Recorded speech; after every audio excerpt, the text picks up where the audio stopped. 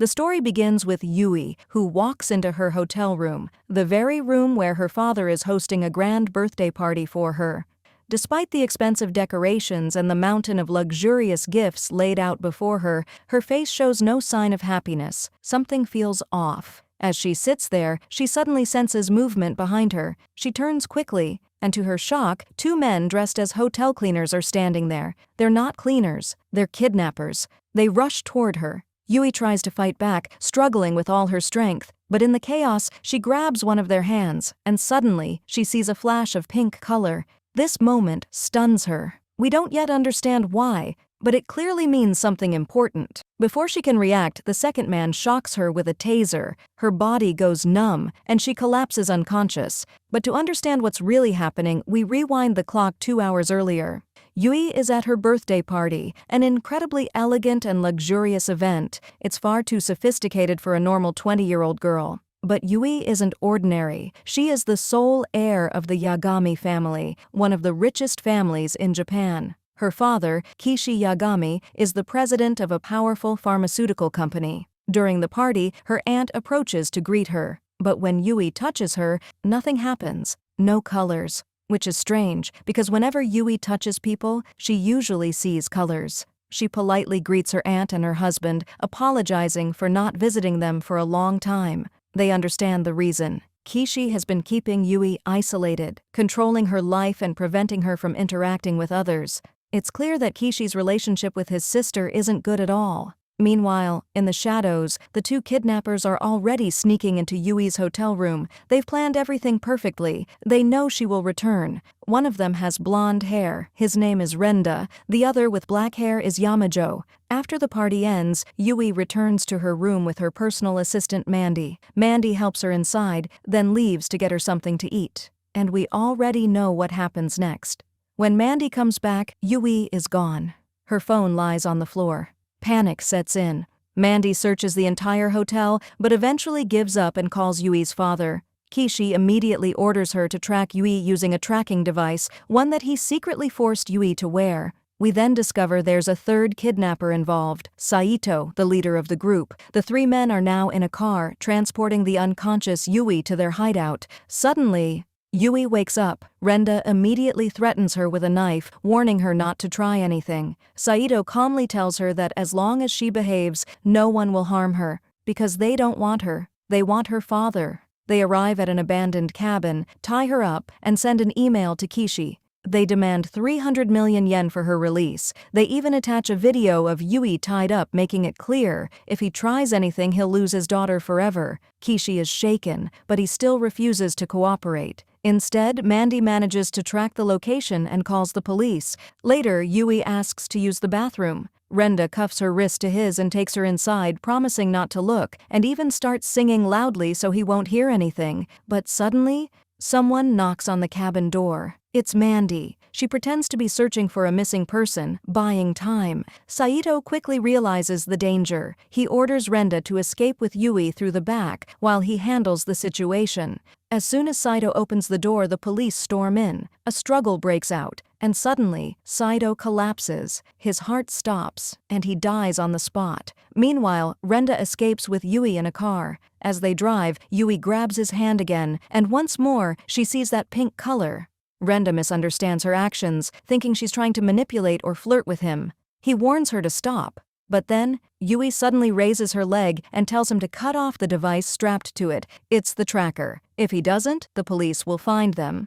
Renda hesitates, but then cuts it off. Because of that, Mandy loses their signal completely. They switch cars to avoid detection. Renda asks her, "Why are you helping me?" Yui finally reveals the truth. Her father forced her to wear that tracking device. He controls her every move, never lets her leave the house, and constantly monitors her. Her life is suffocating, and despite being kidnapped, she doesn't want to go back. She tells him honestly, anywhere with him is better than returning to that prison she calls home.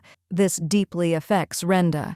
Later that night, Renda buys her new clothes since her dress is uncomfortable. Yui asks for his name. He refuses, saying it's not the time for introductions, but she tells him she already heard someone call him Renda. That annoys him. His identity is now exposed. Meanwhile, Mandy returns home and finds a man waiting for her. He introduces himself as Hirota, a journalist who is extremely interested in Yui's kidnapping. The case was supposed to be secret, yet he knows about it. He gives her his card, saying they'll need each other soon, and leaves. Back on the road, Yui asks Renda for hair dye. She wants to change her appearance so the police can't recognize her easily. At one point, Renda stops to fix a tire. Yui realizes he's actually a mechanic. She urges him to hurry. They need to go to a city called Utsunomiya. She wants to visit her mother, but Renda tells her, "Your mother died when you were born." Yui looks at him and calmly replies, "My real mother, yes, but the woman who raised me is someone else." After getting married, Kei had moved to this city, but despite the distance, she and Yui had always stayed in touch. So when Yui asks for this small wish, to see her again, Renda agrees. Yui guides him to Kei's address, which also happens to be her husband's restaurant, but when they arrive, the place is closed. With no other option, they spend the night sleeping in the car. The next morning, Renda wakes up in a panic. Yui is gone. His heart starts racing. He realizes he had removed her handcuffs and trusted her, and now he thinks she's escaped. But as he quickly steps out of the car, he finds her walking toward him, carrying food. She smiles and tells him she went out early to get breakfast for both of them. Relieved, he sits down and eats with her. Curious, he asks her why she didn't run away. Yui calmly reminds him she already told him why she doesn't want to go back to her father. Then she proposes something unexpected. She says she can help him. She'll pretend to return home, and they can split the ransom money together. Renda looks at her, surprised, and calls her a genius. Meanwhile, when Kishi finds out that Saito was the one behind the kidnapping, he doesn't seem surprised at all. As if something in their past made this outcome completely expected. Back with Yui, she learns that Kei is now divorced and no longer lives at her husband's restaurant. Instead, she has her own house, so Yui and Renda go to find her. When they reach the restaurant, Yui tells him Kei works there, and when Kei finally sees Yui, she's overwhelmed with happiness. But the moment Yui tries to hug her, Kei avoids her. She pretends not to notice, carefully avoiding any physical contact. Instead, she tells Yui she's busy with work and gives her the address of her house, asking them to meet her there later. At the same time, Mandy reaches out to Hirota and asks for his help, secretly, to find Yui. She asks what he wants in return, but his answer is vague and unsettling. He makes it clear that he's willing to do anything when it comes to the Yagami family. Together, they visit Saito's house, but Hirota reveals that it now belongs to Saito's ex-wife. They meet her, and she agrees to talk. Throughout the conversation, she keeps her eyes lowered, ashamed. She apologizes for what Saito did and explains that he had a serious heart condition. His days were already numbered. She never imagined he would go as far as kidnapping someone. When Mandy asks about their daughter, Saito's ex-wife reveals something heartbreaking. Their daughter died over 25 years ago. Hirota then asks if Saito's actions were connected to what happened to their child. She confirms it. Saito had only one thing on his mind: revenge against the Yagami company. Mandy is confused, unable to understand the full picture. That's when Hirota tells her, "You clearly don't know the truth about the company you work for." And he begins to reveal everything. 27 years ago, Saito and Kishi were close friends. They both worked as researchers and pharmaceutical developers at Yagami. At the time, Saito's daughter was suffering from a rare disease. Desperate to save her, Saito developed a drug that could potentially cure her condition, but for it to be officially recognized, the company had to approve human testing. Saito wanted his daughter to be the first patient. She only had a few days left to live. He relied completely on Kishi to help him, but everything went wrong. The company chose greed over compassion. Instead of testing the drug locally to save Saito's daughter, they decided to turn it into a global product and conduct trials in the United States for greater profit. Because of that decision, his daughter died.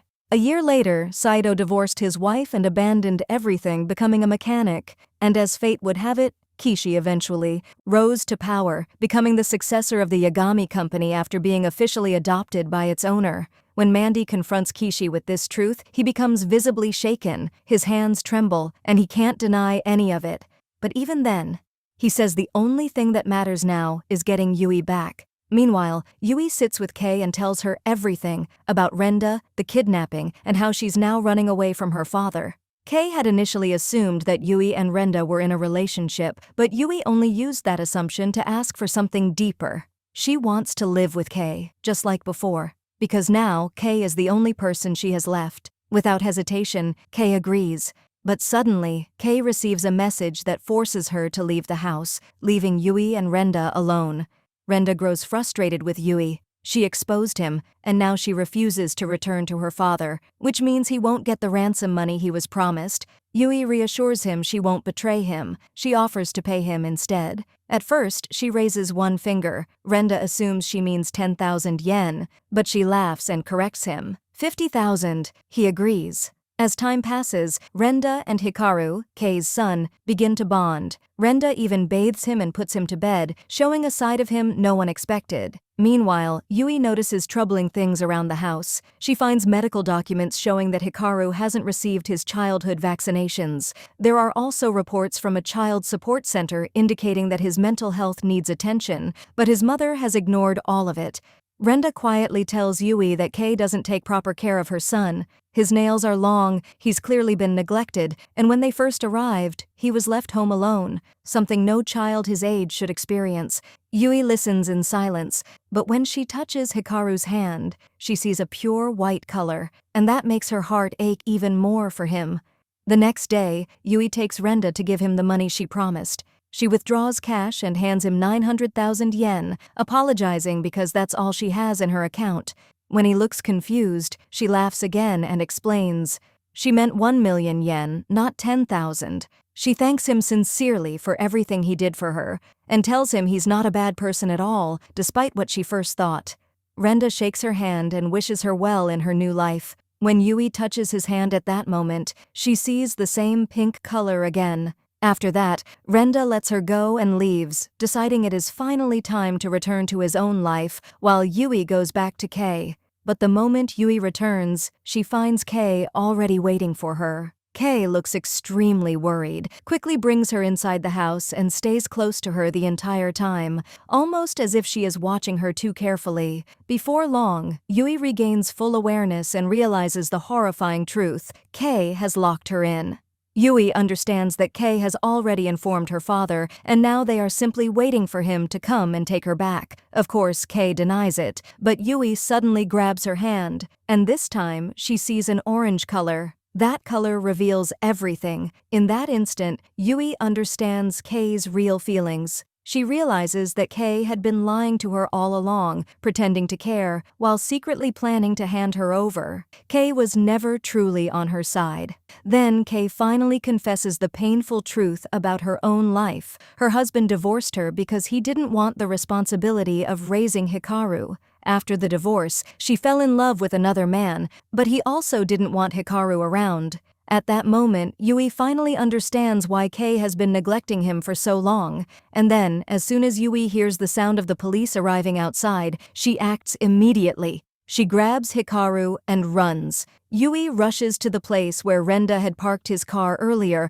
and to her relief, she finds him there, already inside, preparing to leave. She quickly gets into the car with Hikaru and begs him to drive away fast because her father has found her. Renda is ready to run with her, but he hesitates when he sees Hikaru. He tells Yui that the two of them can escape, but Hikaru can't come with them. Taking the boy with them would turn this into an entirely new kidnapping case, but Yui argues back with emotion. She tells him Hikaru's color is completely white, which means he is lonely, innocent, and desperately needs someone to care for him. They can't just abandon him. As they are arguing, Mandy suddenly spots Yui. Their eyes meet. Yui panics and screams at Renda to move now. Renda immediately drives off, and they manage to escape. Mandy then calls Kishi and tells him she found Yui, but Yui ran away from her. And from what Mandy saw, it no longer looks like a kidnapping at all. It looks like Yui is escaping by her own choice. Since Mandy saw Renda and gave the police his description, they are able to track him down much more easily, especially because he already has a criminal record and had once been imprisoned in juvenile detention.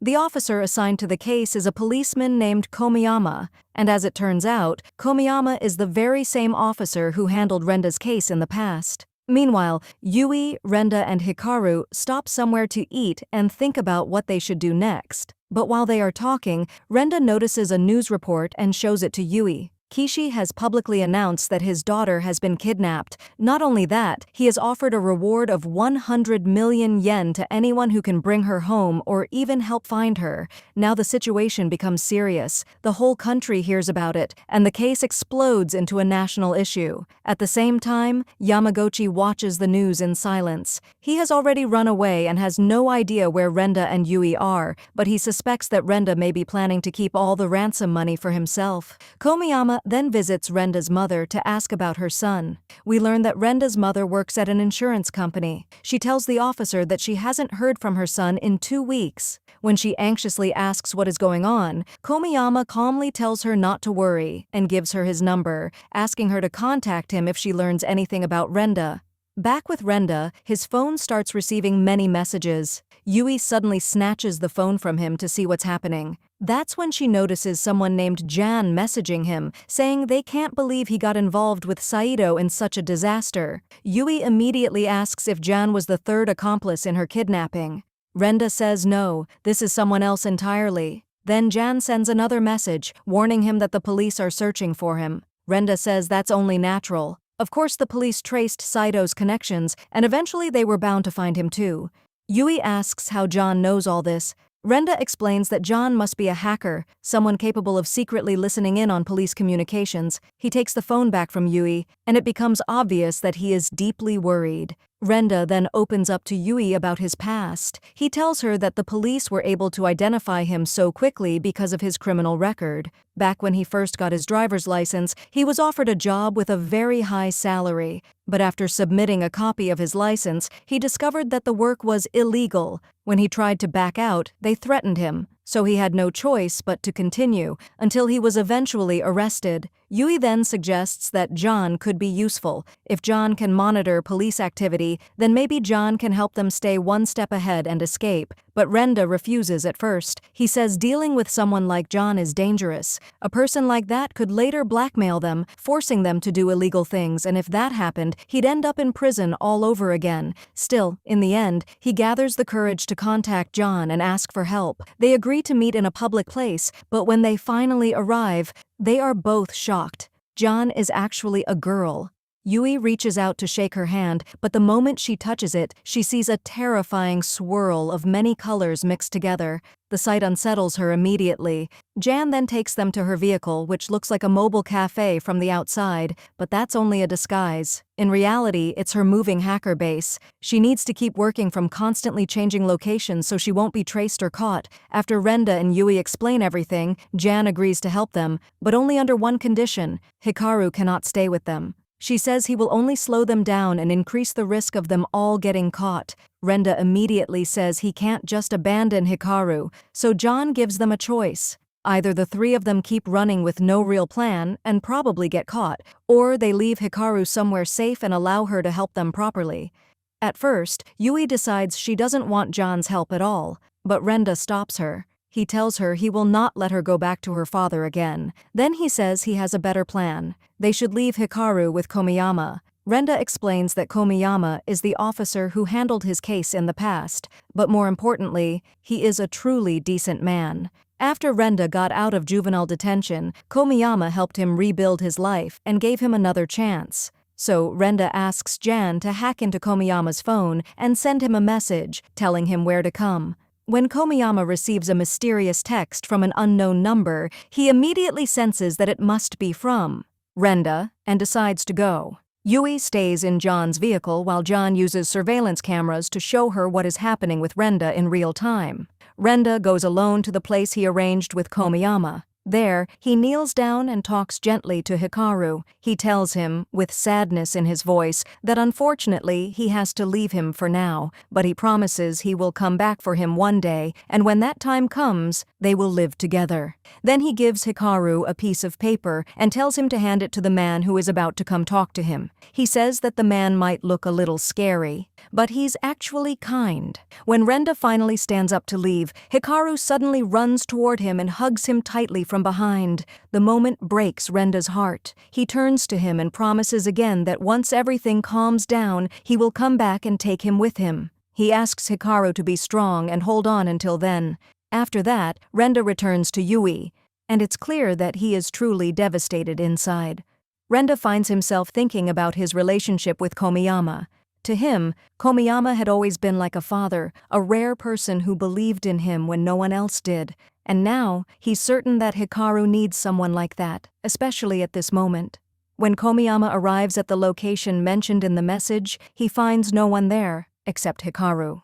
Confused, he kneels down and gently asks the boy how he got there. Hikaru silently hands him a piece of paper. As Komiyama reads it, he realizes that Renda was the one who brought the child here. The note explains everything: how Hikaru's mother neglects him, how she doesn't truly care for him, and how she chose another man over her own son after divorcing his father, who also refused to take responsibility. At the end of the note, Renda pleads with Komiyama to take care of him. Komiyama looks at Hikaru with softness and introduces himself. Hikaru then innocently tells him that Renda described him as a kind man with a scary face. Komiyama can't help but laugh. Elsewhere, Hirota approaches Mandy again, wanting to talk to her about something important, but Mandy is still uneasy around him and tells him she doesn't fully trust him yet. Hirota then brings up something strange: Estatorial. Mandy has never heard of it, so Hirota explains. He says Estatori is a mysterious ability that once belonged to Yagami, the founder of the Yagami pharmaceutical empire.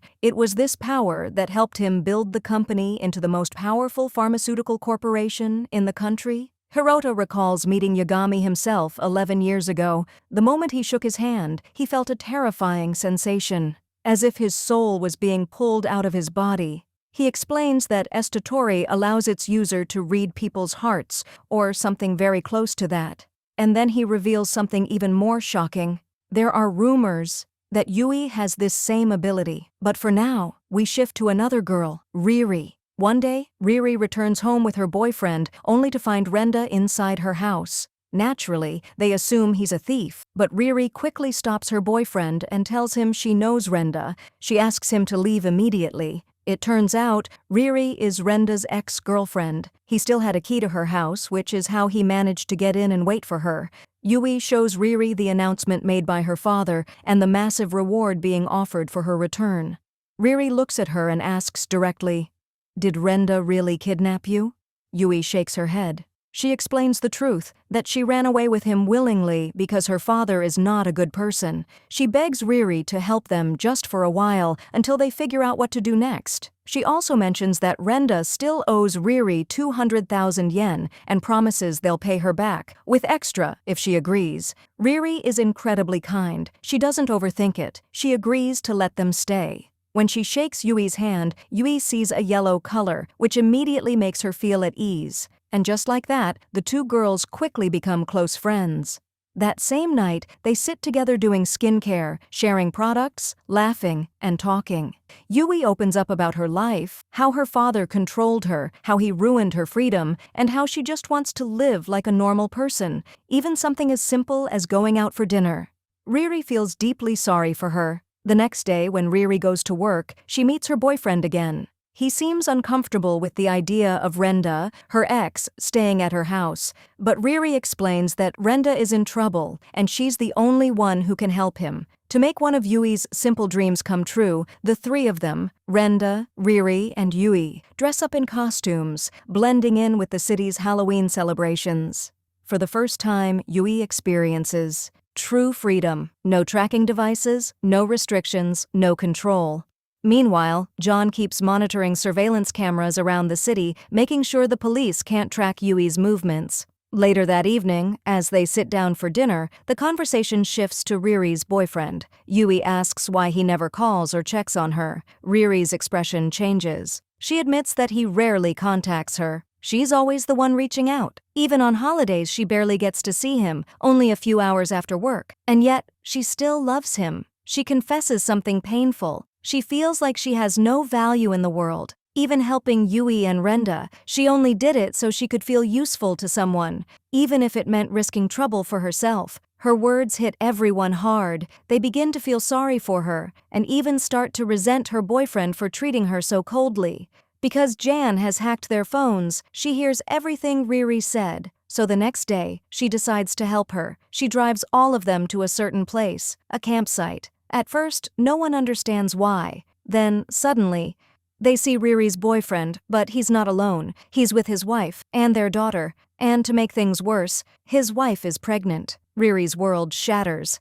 She runs to the bathroom, breaking down in tears. After some time, she comes back and finds Jan waiting for them with 4 cups of her favorite drink. But this time, the drinks aren't for them, they're for him. They wait for the perfect moment, when he's standing alone, away from his family. Then the 4 of them approach him together. One by one, they insult him and throw the drinks in his face. When it's finally Riri's turn, it seems like she might not have the courage. But she does. She yells at him with everything she has, and throws the drink straight at him.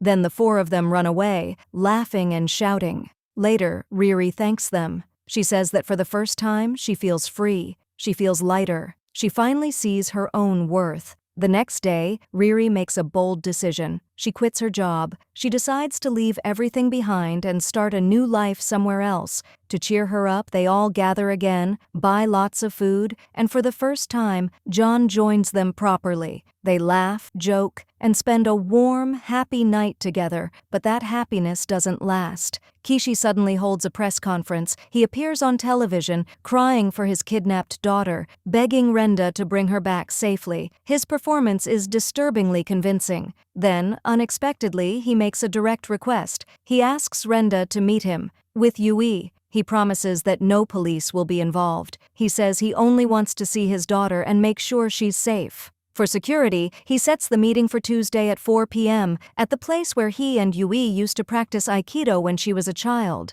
This announcement shocks the entire country. The case explodes even further, becoming the #1 issue nationwide. Renda is terrified of being arrested, and Yui, overwhelmed by everything, begins to think about returning home, claiming that she left by her own choice. At that moment, neither of them can think clearly anymore. At the same time, Hirota is sitting with Mandy, trying to get information out of her. He wants to know the exact place where Kishi plans to meet Renda. Mandy looks at him suspiciously and asks, "Why are you so obsessed with the Yagami family?"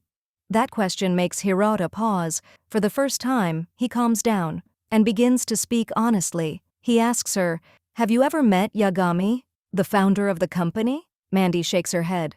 Hirota exhales slowly and says, "He was terrifying." He explains that the first time he shook Yagami's hand, the man used estatori on him. In that moment, Hirota felt as if his very soul was being pulled out of his body. Since then, he's had the constant feeling that Yagami had taken control of his mind, that he was somehow still under his influence. The next day, Riri is scrolling through the news about Renda and Yui. Suddenly, she comes across a hidden report. Saito is dead. His death and even his funeral had been kept secret from the public. Renda didn't know. When he hears the news, the shock hits him hard. He falls silent, unable to process it or even react. Seeing his pain, Yui gently suggests that he should attend the funeral, to say a proper goodbye. Renda hesitates. He knows it's dangerous. He could be arrested, but Yui insists. She tells him that Jan can help them. Then she asks him something deeper. "Why are you so attached to Saito?" Renda finally opens up. He explains that after leaving juvenile detention, Saito took him in, taught him mechanics, and encouraged him to take certification exams so he could become a licensed mechanic and start a new life. From that moment on, Renda saw him as a father. Yui goes to John and tells her about the funeral. John agrees to help. Together, they convince Renda to go. Meanwhile, the police are already expecting this. They prepare everything carefully, certain that Renda will show up. On the day of the funeral, Renda and Yui arrive with John in her vehicle. While Yui adjusts his disguise, John explains every step of the plan, how he will enter, how he will leave. He wears an earpiece so they can stay in contact the entire time. Renda manages to enter the building disguised as a funeral worker. The moment he reaches the entrance of Saito's hall, he throws smoke bombs, triggering the alarms. He now has 30 seconds, just 30 seconds, to see Saito one last time. But the moment he sees Saito's body, everything breaks inside him. He collapses, crying uncontrollably. He completely forgets the time. And within seconds, the police storm in. Jan immediately tells Yui to get ready. She's the one who will drive now. John rushes inside to save Renda, reassuring Yui that as long as the car isn't caught, she'll be safe. Jan reaches Renda, snaps him out of it, and drags him away. Komiyama is already chasing them. They manage to escape the building, but they end up on the 3rd floor, with no stairs nearby. There's only one option. One of them has to jump onto a car below, stacked with boxes, and catch the other. Jan tells Renda to jump first. He's heavier, she'll be able to catch him. Under pressure, Renda jumps. He lands safely, but when he tells Jan to jump, she looks at him and says softly, "Take care of Yui." Then she surrenders herself. She knows only one of them can escape. Before Komiyama can arrest her, Jan pulls out a device and warns them, "If you move, I'll blow this place up." She presses the button, but nothing happens. It was a bluff. Komiyama arrests her. Meanwhile, Renda gets into the car with Yui, and they escape. At this point, they realize they have no other choice. They must go to Kishi. On the way, Yui opens up about her past. She tells Renda that her life with her father used to be beautiful. He truly loved her. Whenever she touched his hand, she would see the same pink color she sees with Renda, a sign of kindness, warmth, and protection. But then, one day, everything changed. She woke up and found her father standing over her, looking terrifying. When she touched his hand, she saw a deep, horrifying black color. That color meant one thing: he hated her, so much that he wanted to kill her.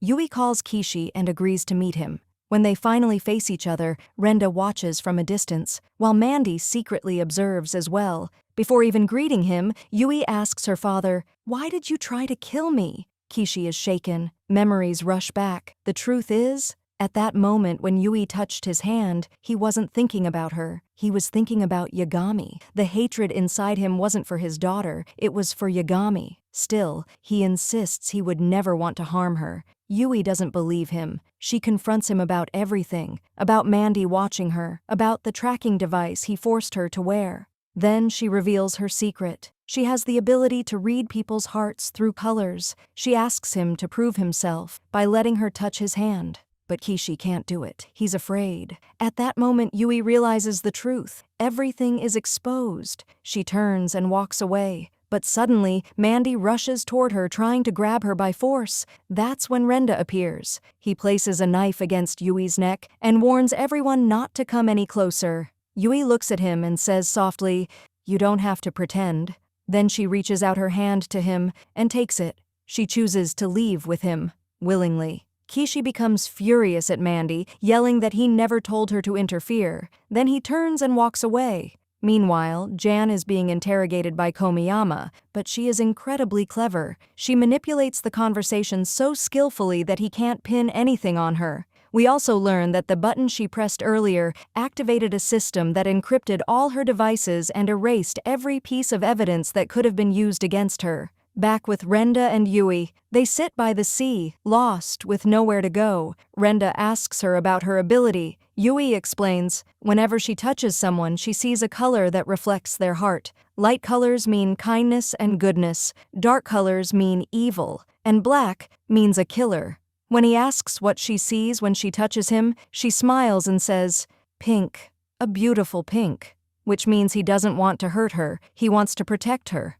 As the night grows colder, they search for a place to sleep and eventually find an abandoned car workshop. Renda lets Yui sleep inside a car so she can stay warm while he sleeps outside. But the next morning, he wakes up to find her coughing badly, her temperature dangerously high. He rushes to buy medicine and comes back to take care of her himself. But in that quiet, emotional moment, a couple nearby is secretly filming them for their YouTube channel. Renda notices them. He approaches them, but instead of hurting them, he calmly asks them not to upload the video. Because Yui is sick, and he can't risk running again. The couple reassures Renda that they are on his side. From what they've seen, they are convinced this isn't a kidnapping at all. It's a unique love story that deserves support. But Yui's condition suddenly gets worse. Panicked, Renda carries her in his arms and rushes to the nearest clinic. The doctor opens the door and agrees to treat her immediately. When Renda admits he has no money, the doctor calmly tells him that he already knows who they are, that they're on the run. Yet instead of turning them in, he reassures Renda that he won't betray them. He even allows them to stay the night at the clinic and prepares food for Renda as well.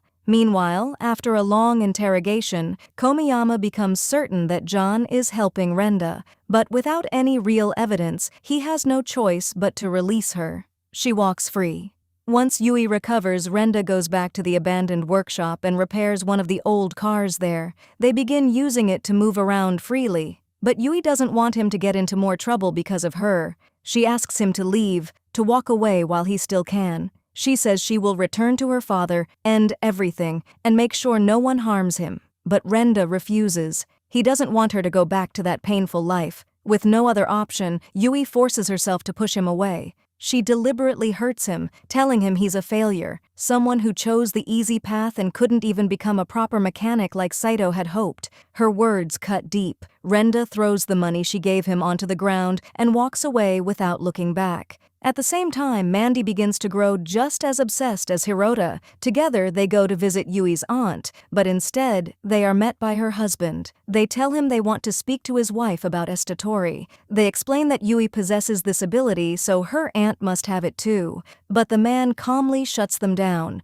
He tells them his wife left the Yagami family 30 years ago and asks them to stop bringing up such nonsense. Then he walks away. Left alone, Hirota explains everything to Mandy. He reveals that Yagami, the founder, was the original bearer of Estatori. He had a son and a daughter, but the son died. That means the ability continues through his bloodline, through his daughter, Yui's aunt. But here's the shocking truth. Yui's mother is not from the Yagami family, and Kishi is only an adopted son. So if Yui has Estatori, that means Yagami isn't her grandfather. He is her real father. Meanwhile, Yui begins searching for work. On one condition, no identification required. Of course, that makes things extremely difficult until she meets a woman named Mikiko, who runs a busy restaurant. Yui offers to help her for just one day in exchange for payment. Mikiko agrees immediately, without even asking for her name or seeing her face. But Yui's skill and dedication impress her so much that Mikiko tells her she can't let her go. She even invites her to stay for dinner. As they eat together, Mikiko gently tells Yui that everything about her suggests she ran away from home, but she won't ask why. Instead, she offers her a job, no questions, and even a room to stay in. The next day, Yui touches Mikiko's hand and sees a green color. It means kindness, but also deep guilt. That night, Yui asks her why she doesn't question her identity, even though she could be a problem for the restaurant. Mikiko takes out a lighter. She explains that she once had a younger brother, a gambling addict who constantly borrowed money from her. Every time, he promised it would be the last time. But his debts kept growing. Eventually, Mikiko refused to help him, hoping it would force him to change. But instead, the people he owed money to killed him. Since then, she has lived with overwhelming guilt. Now, whenever she sees someone in trouble, even if they're doing something wrong, she helps them without hesitation, hoping to prevent another tragedy. She hands Yui the lighter, explaining that her brother designed it himself when they opened the restaurant. She asks Yui to keep it. As a reminder, if she ever sees someone in trouble, she should help them, without overthinking. The next morning, Renda wakes up to a sudden hit. It's Jan. She tracked him down by hacking his phone. They exchange everything that happened, but Renda is still hurt and angry about Yui. Jan shakes her head and tells him he's an idiot. He failed to realize that Yui pushed him away to protect him from going back to prison. She advises him to find her immediately and stay by her side, even if she resists, because she clearly needs him. After that, she leaves. Meanwhile, the YouTube couple uploads the video they recorded of Renda and Yui. The internet explodes with sympathy for them, but Hirota uses the video to track down the workshop they once stayed in. Coincidentally, Yui has already returned there, hoping Renda might come back. And he does. When they meet again, Yui tells him about Mikiko and her new job. She apologizes for pushing him away and thanks him for everything he's done for her. Renda smiles slightly and says he should be the one thanking her, because he has decided to take the mechanic certification exam and finally achieve his dream. And Saito's. But their moment doesn't last long. Hirota suddenly appears. He apologizes for interrupting their reunion, but says he needs to talk to Yui. Because it's time, she learns the truth about herself. At that moment, Hirota finally reveals the truth. He tells Yui that the ability she possesses is called Satori. When Yui looks confused, he sighs and tells her she's been kept in the dark her entire life. He explains that 4 years ago, when her grandfather fell ill, Kei went to Kishi and revealed a secret Yagami had been hiding all along, that Yui possessed Satori. And that revelation shook everything. Hirota continues, Satori is inherited through the Yagami bloodline, but since Kishi was only adopted and Yui's mother was not from the Yagami family, that means Yagami is not her grandfather. He is her real father. 4 years ago, when Kishi discovered this truth, he conducted a DNA test on himself and Yui. The result destroyed him. He was not her biological father. He broke down in tears. It turns out that he and his wife had struggled to have children, so they turned to artificial insemination. Desperate for answers, Kishi confronted the doctor who performed the procedure. And that's when the truth came out. Yagami had secretly arranged with the doctor to use his own DNA instead of Kishi's. The procedure succeeded, and the only reason Yagami got away with it was because Yui's mother died during childbirth. When Renda tries to stop Hirota from continuing, it's already too late. Yui is shattered. She realizes that Kishi, whom she blamed all this time, was also a victim. And now, all that remains inside her is a deep, suffocating hatred toward Yagami, the man whose blood runs through her veins. After dropping this devastating truth, Hirota simply leaves. Yui collapses, screaming. She cries out that the blood of a monster runs inside her. She begs Renda to leave her alone, but then she decides to end her life. She pours gasoline over herself, holding the lighter Makiko gave her, ready to burn everything away. Just in time, Renda arrives, but instead of stopping her, he pours gasoline on himself too. He looks at her and says quietly, "If you go, I go with you. Elle can't live without you." His words reach her. She breaks, and instead of lighting the flame, she collapses into his arms. He holds her tightly, but they're not alone. Hirota is watching, filming everything, enjoying it. Soon after, Yui's aunt's husband arrives, because Hirota had already contacted them. He attacks Renda, believing he kidnapped Yui, and takes her back to her aunt. At the same time, another danger rises. Yamago kidnaps Renda's mother, planning to use her as leverage to force Renda to hand over Yui and take the ransom money for himself. Back with Yui, she meets her aunt again. Her aunt rushes to her, truly worried. When they hold hands, something strange happens. Neither of them can use Satori. Yui is confused. Her aunt explains, because they share the same bloodline, their abilities don't work on each other. She reassures Yui that she is safe now. Yui immediately asks about Renda. Her aunt tells her he's been captured, but Yui insists he wasn't her kidnapper. He was helping her. So her aunt's husband releases Renda and even invites him to stay. He tells him to wash up and join them for dinner. Renda is confused by the sudden kindness, especially after being treated like a criminal. But everything changed the moment Yui called him an ally. At dinner, they all sit together and talk. Yui's aunt apologizes for everything Yagami did. The truth is complicated. Scientifically, she and Yui are more like sisters than aunt and niece, but Yui still calls her aunt. When Yui asks what really happened, her aunt explains everything. Yagami was obsessed with preserving the family bloodline. He favored his son over her because the son also possessed Satori and was meant to inherit everything. But when the son died, Yagami was forced to rely on her instead. She couldn't accept it. She left the family and chose not to have children, determined to end the cursed bloodline. Her husband supported her decision, but Yagami refused to accept that. So he did what he did. He betrayed Kishi. He manipulated everything. Her aunt breaks down, apologizing over and over. She blames herself, believing that if she hadn't left, none of this would have happened. But then Renda speaks up. He tells her she's a victim too, just like Yui and Kishi, and if she hadn't made her choices, Yui might never have been born. That thought softens everything. They all share a small, bittersweet smile. Her aunt then makes a promise. From now on, she will be Yui's mother. She will protect her and never let her suffer alone again. Later, when Yui sits alone with her aunt, she learns something new. Her aunt's Satori doesn't appear as colors, but as voices, different form, same purpose, reading hearts. She also explains how she used Satori to build a successful business with her husband. Together, they became wealthy through their sweets company, and she promises to help Yui build her own life too. That night, Renda and Yui stay in the same room. He sleeps on the couch. She takes the bed. The next morning, Renda's phone rings. When he answers, it's Yamago. He coldly tells him, "You betrayed me. And now I have your mother." He reveals that she's being held at Saito's workshop, and if Renda doesn't bring Yui quickly, he will kill her. When Yui hears this, she insists they must save her. But Renda, filled with pain, says something shocking. He says part of him wishes Yamago would just kill her, because his mother's gambling addiction destroyed his life. He had to work, steal, and suffer just to support her, but Yui refuses to accept that. She tells him that no matter what, she is still his mother. He can't abandon her. Her words reach him. He gives in.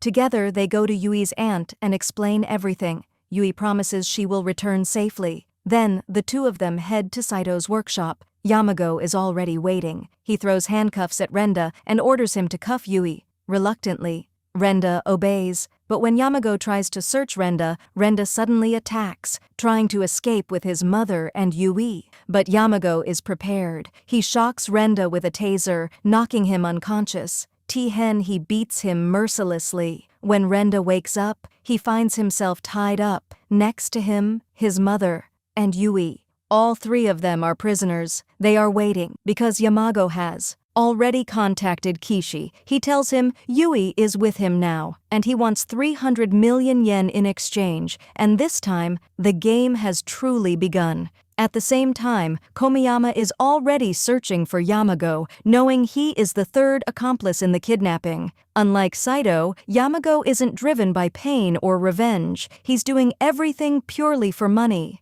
When Kishi receives Yamago's message, he calls him to confirm, and hears Yui's voice. That's when he agrees to send the 300 million yen. Meanwhile, Yui secretly hands Renda the lighter she has and asks him to free his mother so she can help them escape. When Yamago takes Yui to meet Kishi, Renda manages to free his mother. She immediately strikes Yamago on the head, knocking him off balance. Together they free Yui and escape, all three of them running for their lives. Back with Kishi, he orders his assistant to transfer the money to Yamago, but the assistant hesitates, then drops a bombshell. Kishi no longer owns that money. The company's executives have removed him from his position, and a rival corporation called Hover has taken over Yagami Pharmaceuticals. Kishi has lost everything, and with that realization, he collapses. Yui, Renda, and his mother return to her aunt's house, where they are warmly welcomed. Her aunt thanks Renda sincerely for protecting Yui. Later, she sits with Yui and explains what happened. Kishi has officially been removed, and the Yagami company has been sold to Hover. She admits she did this intentionally, to free Kishi from the cursed legacy of the Yagami family, and to finally cut all ties with that dark past.